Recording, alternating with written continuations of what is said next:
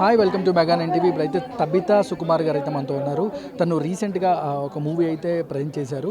వాళ్ళ డాటర్ని పెట్టేసి గాంధీ తాత చిట్టు అనే ఒక మంచి సినిమాని అయితే మన ముందుకు తీసుకురాబోతున్నారు. ఒకసారి ఆ సినిమా విశేషాలు అండ్ వాళ్ళ డాటర్ గురించి కూడా కొన్ని విషయాలు అడిగి తెలుసుకునే ప్రయత్నం చేద్దాం. హాయ్ అండి, హాయ్, బాగున్నాను. ఎలా అనిపిస్తున్నారు మ్యామ్? మీ డాటర్ని పెట్టి ఒక మంచి మూవీ తీసేది ఎలా అనిపిస్తుంది? చాలా ప్రౌడ్గా ఉందండి. అంటే లైక్ నేను ఈ సినిమా యాక్చువల్లీ ఒప్పుకునింది కూడా పాప చేయాలని. ఆ కథ అంత సాలిడ్ పాయింట్ మీద ఉంది.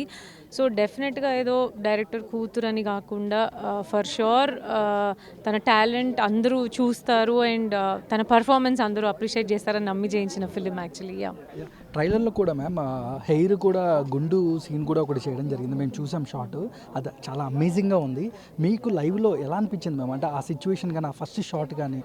అదే ఇందాక నేను ప్రెస్ మీట్లో కూడా అదే ఎమోషన్ అయ్యాను. ఎందుకంటే నేను ఏడుస్తూనే ఉన్నాను యాక్చువల్లీ. ఎందుకంటే నా కూతురు మంచి టీనేజ్లో ఉన్నప్పుడు చేయాల్సి వచ్చిన సీన్ అది. But I'm so proud that నా కూతురు ఆ ఏజ్లో అలా షేవ్ చేసుకోవడానికి తను అంత రెడీగా ఉండి ఫార్వర్డ్ వచ్చింది. So I should support her అని నేను ఏం ఆబ్జెక్ట్ చేయలేదు తనని.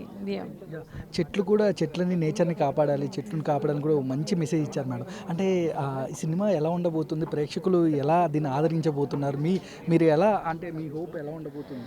అంటే నా ఎక్స్పెక్టేషనే ఓవరాల్గా యాక్చువల్లీ ఇది పిల్లలు చూడాలనండి. పిల్లలందరూ ఈ సినిమాకి బాగా కనెక్ట్ అవుతారు ఫర్ షూర్.